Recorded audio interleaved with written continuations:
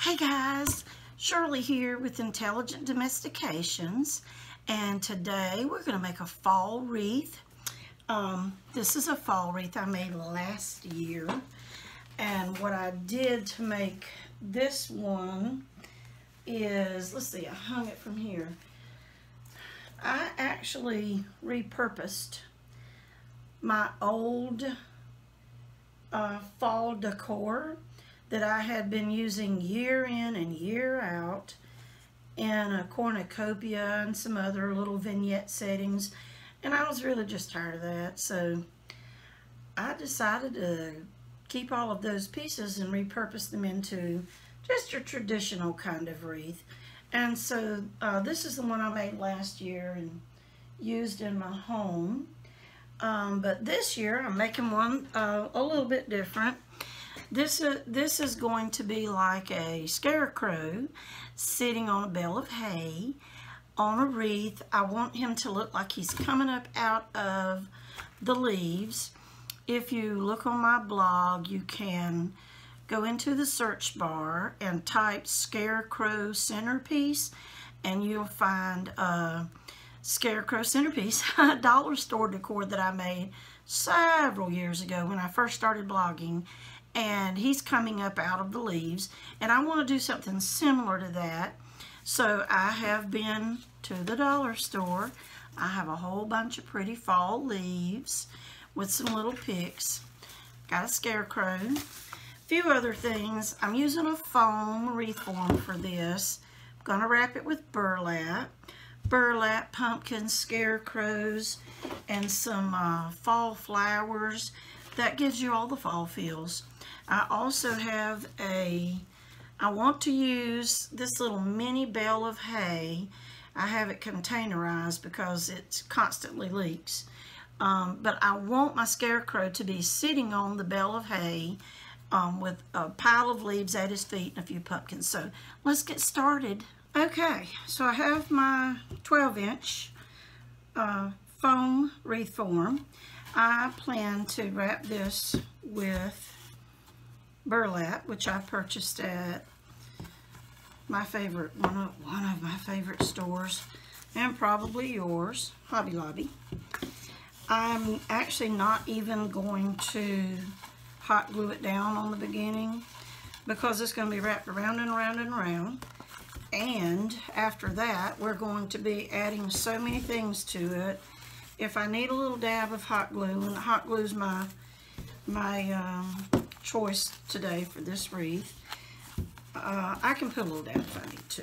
I want it to be good and tight.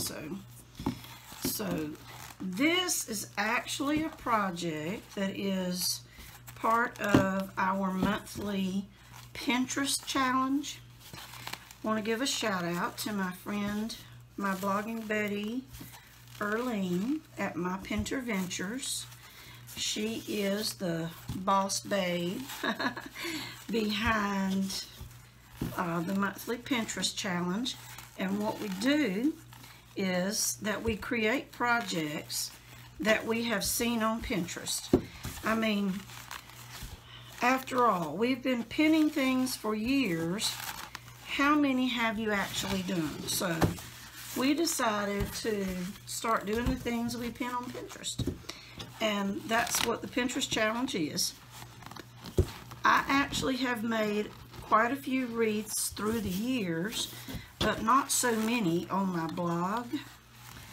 This wreath is inspired by a pin, and if you go to my blog and search Scarecrow Wreath, you'll find my inspiration pin.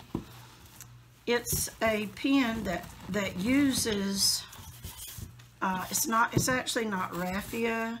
She used a dollar store hula skirt to create a fall wreath with all of that, what looks like wheat straw.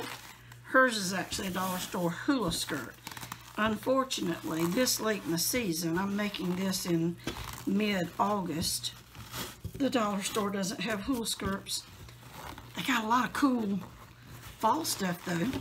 So I'm going to use raffia to achieve that look. It'll work just fine.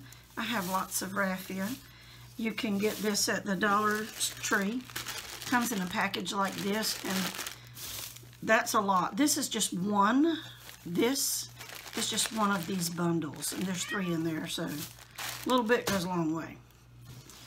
I also got, this is a pack of 3 from the dollar store, little bitty pumpkins, which I love, and I want in my pumpkin patch that my Scarecrow will be sitting in. They are on clips. Don't think I need the clips, but I think I could take my snips and cut the clip off. So it'll work. You know, we can improvise. So I'm going to need to glue down the end, and I wound up right back at the beginning, so I'm going to, there wasn't very much burlap left on this. I want to get that covered well. I have a cat under the table, so you may notice he's into everything. So let's get this glued down. There's a little bit of burlap left. I'm sure that I'll find a use for that, not a doubt in my mind. I'm using a super duper old glue gun. See, it's old. I've had this glue gun since like 1970 something. Yes, I have. And it still works. And we live frugally, so if it ain't broke, don't fix it. I do have a newer glue gun, and I haven't gotten used to it yet. It's smaller, which is nice, but I haven't gotten used to it yet. I will, though. Glue will burn you, so you got to be careful about that. I can't even tell you how many times I've been burned by a glue gun. I like to use something like this to mash it down. One of these to just kind of press it down into place. By the time I finish this, everything will be so glued into place, I'm not worried about it. You don't have to hold it but for just a couple of seconds, and you're good. And I'm not even going to worry about this. I may just trim that ragged edge just a little bit. Just trim it up a little bitty bit. I don't usually use my really good scissors on burlap, my sewing scissors. I'm so messy in the craft room. I use my, see, I just stuck my fingers in the glue. Okay, so we trim the burlap. Now, I think that's going to be my top side where I put the ribbon that I'm going to hang it with. So let me just put that up there. The purpose of the burlap is really just to give it a good background and hide the wreath form. We're gonna cover it pretty good. Now I'm going to add some raffia, and so what I'm going to do is I'm literally just going to take strips, pull them around, tie them, and cut them, and just keep going around and around the wreath, tying off some raffia and all the way around. I want it to be poking out. You probably couldn't hear that, but I just heard thunder. We've had so many summer storms this year. So I want to match those pieces up, cut it off. Then I'm just going to keep going doing that. It has been a stormy summer. We have had record rainfall. But let me tell you, while I'm tying raffia, I'm going to tell you about the Pinterest challenge. It is the most fun because we actually go back and do things that we have seen pinned. There's a whole bunch of talented bloggers involved. Uh-oh. I might have pulled that one a little bit too hard. You know what? The knot's still there. I'm going to leave it because I still have one side. So it is dollar store raffia, so it's not going to be all that great. however close you get it together, I mean the quality, it works just fine. I mean, it really is just fine. However close you want them together, that is entirely up to you. I would not try to get them all exactly the same height because nature doesn't grow that way. And I'm trying to use these little bit of natural products to be able to have that fall feel that we all love. Now I'm gonna try not to break that one. But I am cutting them at the same length. So right now I only have 3. I know you don't want to watch me tie these all the way around, so hang on. The cap wants out, and I have lots of raffia to tie on, so be right back. The tying continues as I continue to tie the raffia. I just want to show you the trick that I have. Not that it's a trick, but the raffia will break easily, so I slide it under, pull it up, and get my ends even. When you actually pull, you can't pull very tight. And I take my finger and kind of push down the center, and then when I make the bow tie, it's important to follow the direction that the raffia is naturally in. Don't try to make a tight tie in the opposite direction. It will break. Just go ahead and then just push it down, because we can come put a little drop of hot glue here and keep them from falling off or breaking. I do have them kind of close together. However, here's the back side. They're pretty close together, but I'm going to stretch them out after I get a good many on. Plus, I did stop and put my ribbon in place that's going to be my hanger.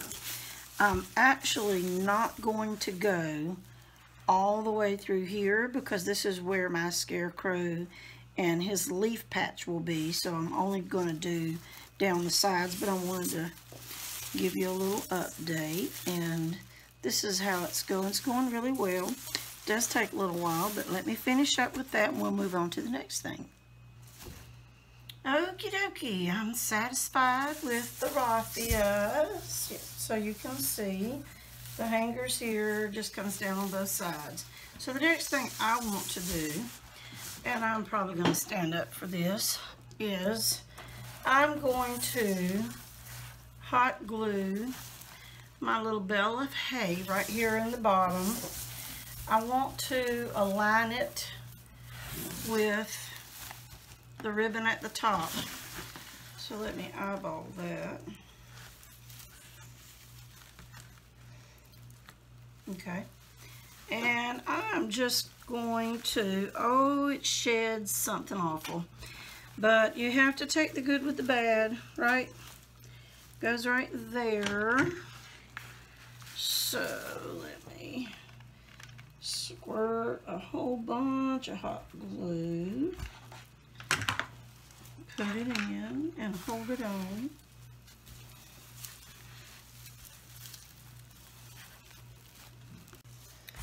Okay, so I am satisfied that the bale of hay is glued on well. I put a little extra glue around the front and back.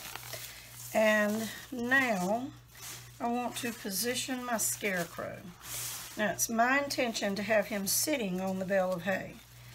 And so I'm just going to look and see about how far, if I cut his stick up about yay far, I can just insert it in and I should be fine. Question is, will these do it?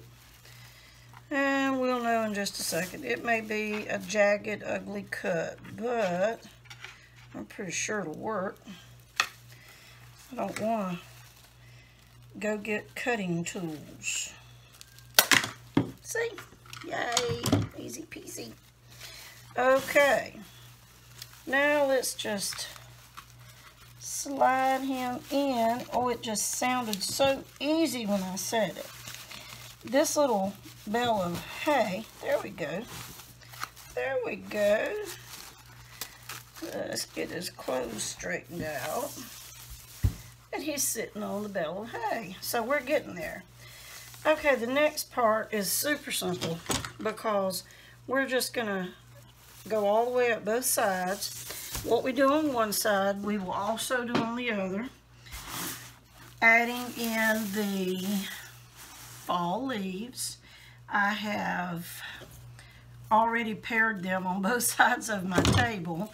So I have 2 of this bunch, 2 of this bunch, and 2 of this bunch. And I have one on one side, one on the other, so that I know that I will be making everything exactly the same. I want to add the leaves, and then I will add the pumpkins. So what I'm going to do is pull them apart, snip them off, and this is just a process of cutting them off and gluing them in. That's really all there is to it. You just kind of fool around with it until you have something that looks the way you envisioned. Back in the old days when I first learned to make things like this, we went to all the trouble of using a floral pick, wrapping the right wire around. I don't do all that now. So what I'm going to do is I want to literally do exactly the same thing on both sides. So I'm going to find that exact same pick on this side, trim it. It's the one with the little gourd. I want to trim it off. So when I put one on one side, I can do it on the other. That's just my personal preference on this particular wreath. You don't have to do that on everything. In fact, having things matchy-matchy is not always desirable. But for this particular wreath, that's what I want. So here we go.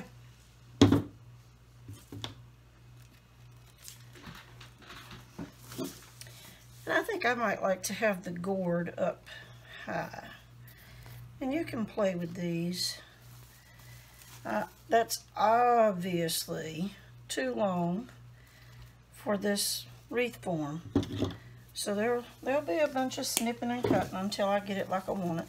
So I'm going to start with this one, sort of to the middle or the inside, and I'm just literally going to poke it into the wreath form or hire a strong man to do it for me.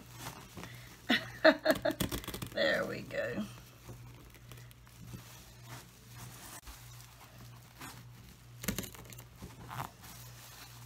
Okay, I'm satisfied with that one. So I'm going to put the gourd in about the same place on the other side. We'll be able to move those straws around all we want to. So this is just a cut and place, cut and place. Cut it, place it in where you want it. Sort of, kind of, a little bit to the inside.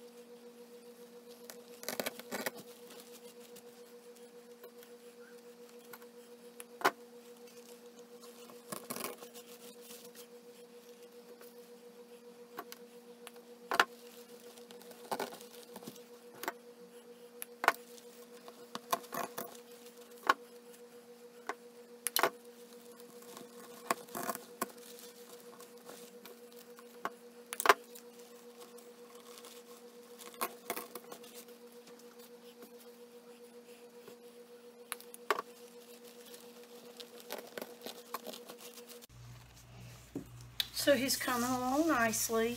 Let's stop and take a look. We still have some gaps to fill in on both sides right there. I wanted to fill in at his feet and come up the sides, so I'm just going to continue working. I have these part that were on the leaf picks that have the pumpkins, and I want to put one each on both sides. I think this one might still be a little bit too long.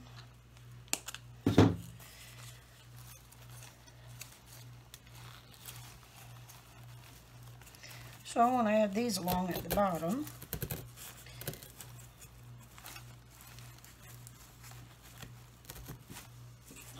On this side.